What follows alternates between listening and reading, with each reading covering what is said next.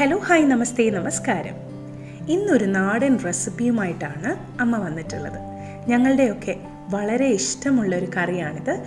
ഒരു ഉള്ളി മുളകോശ്യം. ഈ ഒരു ഒഴിച്ചുകൂട്ടാനുണ്ടെങ്കിൽ പിന്നെ ചോറുണ്ണാൻ മറ്റൊന്നും വേണ്ട. ഒരു കൊണ്ടാട്ടം കൂടി ഉണ്ടെങ്കിൽ പിന്നെ പറയാൻ വേണ്ട. വീഡിയോ മുഴുവനായി തന്നെ നിങ്ങൾ കാണണം. ഇതുവരെ ചെയ്തിട്ടില്ലെങ്കിൽ ചാനൽ ഒന്ന് സബ്സ്ക്രൈബ് ചെയ്യണം പ്ലീസ്. കൂട്ടത്തിലെ ബെല്ലൈക്കൻ കൂടി ഒന്ന് ക്ലിക്ക് ചെയ്യുക. പെട്ടെന്ന് തന്നെ അമ്മയുടെ വീഡിയോയിലേക്ക് കടക്കാം. അതിനുശേഷം നമുക്ക് മടങ്ങി വരാം. അമ്മയുടെ ഇന്നത്തെ സ്പെഷ്യൽ ഉള്ളി മുളകോശ്യം. അപ്പം മുളകോശ്യം തയ്യാറാക്കാനായിട്ട് ഞാനിവിടെ ഒരു 25 ചെറിയ ഉള്ളി ഇതുപോലെ എടുത്തിട്ടുണ്ട്. അതിതുപോലെ വട്ടത്തിൽ കനം കുറച്ച് അരിഞ്ഞു വെച്ചിട്ടുണ്ട്. ഒരു 1-2 കറിവേപ്പില, ഒരു 5-6 വറ്റൽമുളക്. ചെറിയ ഉണ്ടമുളകാണ് കേട്ടോ, അതുകൊണ്ടാണ് ഞാൻ 5-6 എടുത്തിരിക്കുന്നത്. നീളത്തിലുള്ളതാണെങ്കിൽ 1-2 എണ്ണം എടുത്താൽ മതിയാകും. 1/2 ടീസ്പൂൺ കടുക്, 1/4 ടീസ്പൂൺ ഉലുവായുടെ പൊടി, പച്ചക്കുള്ള പൊടിയാണ്, 2 ടീസ്പൂൺ സാദാ മുളക് പൊടി, 1/2 ടീസ്പൂൺ കായത്തിൻ്റെ പൊടി, ഒരു ചെറിയ കഷ്ണം, വളരെ ചെറിയൊരു കഷ്ണം മതി, ശർക്കര, ഉപ്പ് ആവശ്യത്തിന്, 12 പച്ചമുളക് എടുത്തിട്ടുണ്ട്. ചെറിയ പച്ചമുളകാണ്, അത് വളരെ ചെറുതായിട്ട് ഇതുപോലെ വട്ടത്തിലങ്ങ് അരിഞ്ഞു വെച്ചിട്ടുണ്ട്. ആവശ്യത്തിന് വെളിച്ചെണ്ണ വേണം, ഒരു 1-2 ടേബിൾ സ്പൂൺ മതിയാകും. പിന്നെ വാളൻപുളി ഒരു വലിയ നെല്ലിക്ക വലിപ്പത്തിലുള്ളത്, അത് ഇതുപോലെ കുറച്ച് ചൂടുവെള്ളത്തിലൊന്ന് അലിയിച്ചിട്ട് പിഴിഞ്ഞെടുത്ത് വെച്ചിട്ടുള്ളതാണ്. അത് നമുക്ക് ആവശ്യാനുസരണം ചേർത്ത് കൊടുക്കാം. നമുക്ക് ഒട്ടും താമസിയാതെ തന്നെ മുളകോശ്യം തയ്യാറാക്കിയെടുക്കാം. ഒരു ചീനച്ചട്ടി ഞാൻ സ്റ്റൗവിൽ വെച്ചിട്ടുണ്ട്. അതിലോട്ട് 1 ടീസ്പൂൺ വെളിച്ചെണ്ണ ഒന്ന് ചേർത്ത് കൊടുക്കാം. എണ്ണ നന്നായി ചൂടായി വന്നാൽ അതിലേക്ക് ആ പച്ചമുളക് അരിഞ്ഞു വെച്ചിരുന്ന ഒന്ന് ചേർത്ത് നന്നായിട്ടൊന്ന് മൂപ്പിച്ചെടുക്കണം. ചെറിയ തീ വെച്ചിട്ടൊന്ന് മൂപ്പിക്കണം. പാലക്കാട് സൈഡിലൊക്കെ മുളക് വറുത്ത പുളി എന്നും പറഞ്ഞൊരു കറി ഉണ്ടല്ലോ ഒഴിച്ചു കൂട്ടാൻ. ആ ഒരു കറി ഇതുമായിട്ട് നല്ലൊരു സാമ്യമുണ്ട്. ഞങ്ങളുടെയൊക്കെ സൈഡിൽ തയ്യാറാക്കുന്ന ഈ ഒരു രീതി കുറച്ച് വ്യത്യാസമുണ്ട് ആ ഒരു കറിയിൽ നിന്നും കേട്ടോ. ഞാൻ പറഞ്ഞില്ല, ഞങ്ങളുടെയൊക്കെ സൈഡിൽ ഇതിന് മുളകോശ്യം എന്നാണ് പറയുന്നത്. ചെറിയ ഉള്ളി കൊണ്ടുള്ള മുളകോശ്യം. ഇത് നമ്മൾ കൂടുതൽ പച്ചമുളകാണ് ഇതിനകത്ത് യൂസ് ചെയ്യുന്നത്. പിന്നെ അതിൻ്റെ പ്രിപ്പറേഷനിലും കുറച്ച് വ്യത്യാസമുണ്ട്. നന്നായിട്ട് അങ്ങ് ഇളക്കി കൊടുക്കുക. മുളകോശ്യം തന്നെ ചില സൈഡിൽ വെളുത്തിരിക്കുന്ന മഞ്ഞക്കറിയായിട്ട് ഞാൻ കണ്ടിട്ടുണ്ട്. പല സ്ഥലങ്ങളിൽ പലതരത്തിലാണല്ലോ ഓരോ കറികൾക്ക് പേരും അതിൻ്റെ പ്രിപ്പറേഷനും എല്ലാം വ്യത്യാസം ഉണ്ടാവുമല്ലോ. ഞങ്ങളുടെയൊക്കെ വീട്ടിൽ ചോറിന് സ്ഥിരമായിട്ടുണ്ടാക്കുന്ന ഒരു ഒഴിച്ചുകൂട്ടാനാണ്. പെട്ടെന്ന് തന്നെ തയ്യാറാക്കി എടുക്കുകയും ചെയ്യാമെന്ന നല്ലൊരു സ്വാദുമാണ്. പച്ചമുളക് നന്നായിട്ട് മൂത്ത് കിട്ടിയിട്ടുണ്ട്. ഇതിനെ നമുക്കങ്ങ് കോരി മാറ്റി വെക്കാം. വീണ്ടും അതേ പാനിലേക്ക് ഒരു 2 ടേബിൾ സ്പൂൺ വെളിച്ചെണ്ണ അങ്ങ് ചേർത്ത് കൊടുക്കുകയാണ്. എണ്ണ നന്നായി ചൂടായി വന്നാൽ അതിലേക്ക് കടുകിട്ടെന്ന് പൊട്ടാനായിട്ട് നമുക്ക് വെയിറ്റ് ചെയ്യാം.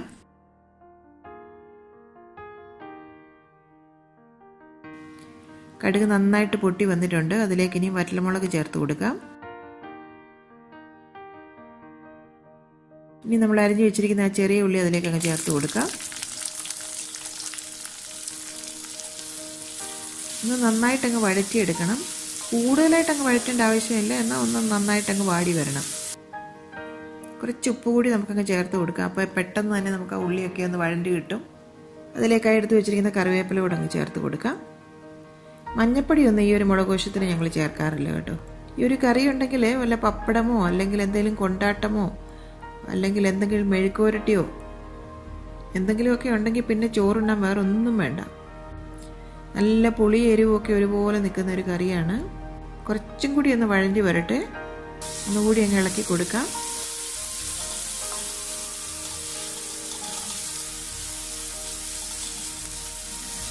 ഉള്ളി വല്ലാണ്ടങ്ങ് മൂത്ത് പോകേണ്ട ആവശ്യമില്ല. ഇനി നിങ്ങൾക്ക് ചെറിയ ഉള്ളിക്ക് പകരം സവോള ചെറുതായിട്ട് എറിഞ്ഞിട്ട് വേണമെങ്കിൽ ഈ കറി തയ്യാറാക്കാം. പക്ഷെ ചെറിയ ഉള്ളി തന്നെ ചേർത്ത് ചെയ്യുമ്പോഴാണ് ഈ ഒരു മുളകോശ്യത്തിന് നല്ലൊരു സ്വാദായിട്ട് നമുക്ക് കിട്ടുന്നത്. ഇത്രയും വഴണ്ടി കിട്ടിയാൽ മതി. ഇനി ഇതിലോട്ട് നമുക്ക് കായപ്പൊടി കൂടി അങ്ങ് ചേർത്ത് കൊടുക്കാം. വീണ്ടും ഒന്ന് നന്നായിട്ടങ്ങ് ഇളക്കി കൊടുക്കുക. പൊടിയൊക്കെ ഒന്ന് മൂത്ത് വരട്ടെ. ഇനി അതിലേക്ക് മുളക് പൊടി ചേർത്ത് കൊടുക്കാം. മുളക് പൊടിയുടെ പച്ചമണമൊക്കെ ഒന്ന് മാറി വരുന്നിടം വരെ ഒന്ന് ഇളക്കി കൊടുക്കണം. ഫ്ലെയിം ഒന്ന് ലോയിലേക്ക് വെക്കണം. എരിവിൻ്റെ അളവൊക്കെ നിങ്ങളുടെ ആവശ്യാനുസരണം കുറച്ച് വ്യത്യാസം വരുത്താം കേട്ടോ. ഞങ്ങൾക്ക് നല്ല എരിവ് വേണം, അതുകൊണ്ടാണ് ഞാൻ കൂടുതൽ എരിവ് ചേർത്തിരിക്കുന്നത്. നമ്മൾ പുളി നല്ലവണ്ണം ചേർക്കുന്നതാകുമ്പം എരിവും അതുപോലെ നിന്നെങ്കിൽ മാത്രമേ ആ കറിക്ക് സ്വാദ് കിട്ടുകയുള്ളൂ. ഇനി അതിലേക്ക് ആ പുളിവെള്ളം കൂടെ നമുക്കങ്ങ് ചേർത്ത് കൊടുക്കാം. അതിലേക്ക് ഒരു 2 ഗ്ലാസ് വെള്ളം കൂടെ ഞാനങ്ങ് ചേർത്ത് കൊടുക്കുകയാണ്. ഈ ഒരു കറി എന്ന് പറഞ്ഞാൽ നല്ല ലൂസായിട്ട് നല്ല വെള്ളം പോലെ വേണം ഇരിക്കാനായിട്ട്. ഇനി ആ ഗ്രേവിയൊക്കെ ഒന്ന് തിളച്ച് വരട്ടെ. ഉപ്പൊക്കെ ഒന്ന് ചെക്ക് ചെയ്ത് നോക്കാം. പുളി കുറച്ച് കൂടുതലാണ്, അപ്പോൾ കുറച്ച് ഉപ്പിൻ്റെയും കൂടെ ആവശ്യമുണ്ട്. കുറച്ച് ഉപ്പ് കൂടി നമുക്ക് ചേർത്ത് കൊടുക്കാം. ഇനി ഒരു ചെറിയ കഷ്ണം ശർക്കരയും കൂടി അതിലേക്ക് ചേർക്കാം. അപ്പോൾ ആ പുളിയും എരിവും ഒക്കെ ഒന്ന് നല്ല ബാലൻസ്ഡായി വരും. ഇനി നമുക്കതൊന്ന് തിളയ്ക്കാനായിട്ട് വെയിറ്റ് ചെയ്യാം. ഇപ്പോൾ ഗ്രേവിയൊക്കെ നന്നായിട്ട് തിളച്ച് വന്നിട്ടുണ്ട്. ഇത് ചോറിൻ്റെ കൂടെ നല്ല ഒരു ഒഴിച്ചു കൂട്ടാനാണ് കേട്ടോ. വെള്ളച്ചോറൊക്കെ ആണെന്നുണ്ടെങ്കിൽ വൈറ്റ് റൈസ് ഇല്ലേ, ബസ്മതി അല്ലെങ്കിൽ വൈറ്റ് ബോയിൽഡ് റൈസ് ഒക്കെ ആണെങ്കിൽ കുറച്ചും കൂടെ നല്ലതാണ്. ചമ്പാ റൈസിൻ്റെ കൂടെ നല്ലതാണ്. കണ്ടില്ലേ, ഇതുപോലെ നല്ല ലൂസായിട്ടൊരു പരുവത്തിൽ വേണം മുളകുശ ഇരിക്കാനായിട്ട്. അല്പം ഉപ്പിൻ്റെയും കൂടെ ആവശ്യമുണ്ട്. കുറച്ച് ഉപ്പും കൂടെ നമുക്ക് ചേർത്ത് കൊടുക്കാം. അപ്പോൾ എല്ലാം കറക്റ്റായിട്ട് വന്നിട്ടുണ്ട്. നന്നായിട്ടങ്ങ് ഇളക്കി കൊടുക്കുക. ഇനി ഒരു 10 മിനിറ്റ് ചെറിയ തീയിലിരുന്നൊന്ന് തിളച്ചോട്ടെ. അത് ഇപ്പോൾ 10 മിനിറ്റ് കഴിഞ്ഞിട്ടുണ്ട്. ഇതിപ്പോൾ കറക്റ്റ് ഒരു പരുവമായിട്ട് വന്നിട്ടുണ്ട്. ഉപ്പും പുളിയും ഒക്കെ നമുക്കൊന്ന് ചെക്ക് ചെയ്ത് നോക്കാം. അപ്പോൾ എല്ലാം കറക്റ്റാണ്. നമുക്ക് ഫ്ലെയിം അങ്ങ് ഓഫ് ചെയ്യാം.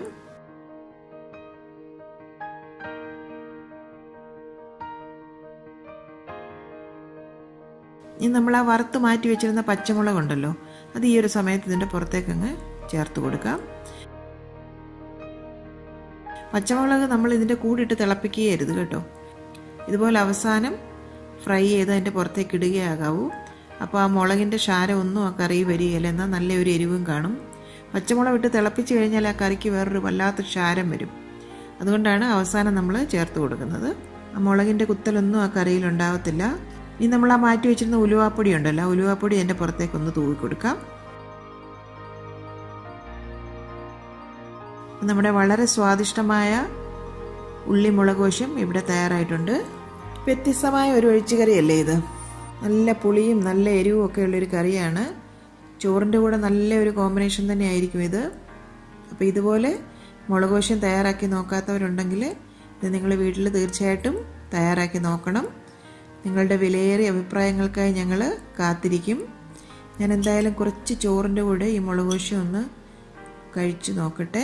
ഇതുപോലെ ചോറിൻ്റെ പുറത്തേക്ക് മുളകോശ്യം അങ്ങ് ഒഴിച്ചു കൊടുക്കാം. ഞാൻ നേരത്തെ മുട്ടയവേലിൻ്റെ വീഡിയോ ഷെയർ ചെയ്തിരുന്നല്ലോ. അപ്പം ഞാൻ ഇന്ന് മുട്ടയവേൽ ഇവിടെ തയ്യാറാക്കിയിരുന്നു. അപ്പോൾ കുറച്ച് മുട്ടയവേലും കൂടെ എടുത്തിട്ടുണ്ട്. സ്പൂണൊന്നും വേണ്ട, ഞാൻ കൈ കൊണ്ട് തന്നെ ഒന്ന് ടേസ്റ്റ് ചെയ്ത് നോക്കട്ടെ. അയ്യോ, നല്ല സ്വാദുണ്ട് കേട്ടോ. ആ മുളകോശ്യത്തിൻ്റെ പുളിയും എരിവും എല്ലാം കൂടെ നല്ല ആ ചോറിനകത്ത് ഒഴിക്കുമ്പോൾ നല്ല ഒരു സ്വാദുണ്ട്. പ്രത്യേകിച്ച് ഞാനൊന്നും പറയുന്നില്ല, അടിപൊളി ടേസ്റ്റ് ആയിട്ടുണ്ട്. പിന്നെ മുട്ടയവേലും കൂടെ ചേർത്ത് കഴിക്കുമ്പോൾ പറയണ്ടാവും. ഞാനിപ്പോൾ ഇന്ന് മുട്ടയവേൽ ഉണ്ടാക്കിയിരുന്നുകൊണ്ട് അത് ചേർത്ത് കഴിക്കുകയാണ്. അപ്പോൾ നിങ്ങൾക്ക് വേണമെങ്കിൽ ഇതിനോട് മെഴുക്ക് പുരട്ടിയോ പപ്പടമോ എന്തെങ്കിലും കൊണ്ടാട്ടമോ ഒക്കെ ഉണ്ടെന്നുണ്ടെങ്കിൽ വേറെ ഒരു കൂട്ടാനും വേണ്ട ശരിക്കും. എന്തായാലും നിങ്ങളിത് വീട്ടിൽ ട്രൈ ചെയ്ത് നോക്കി അഭിപ്രായങ്ങളൊക്കെ ഞങ്ങളെ അറിയിക്കണം.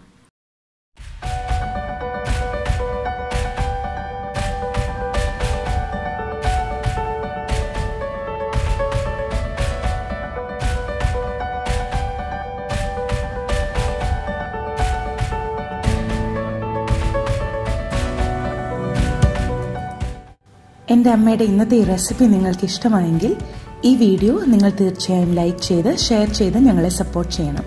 ഒപ്പം തന്നെ കറി വിത്ത് അമ്മ സബ്സ്ക്രൈബ് ചെയ്യാനും ബെൽ ഐക്കൺ ക്ലിക്ക് ചെയ്യാനും മറക്കരുത്.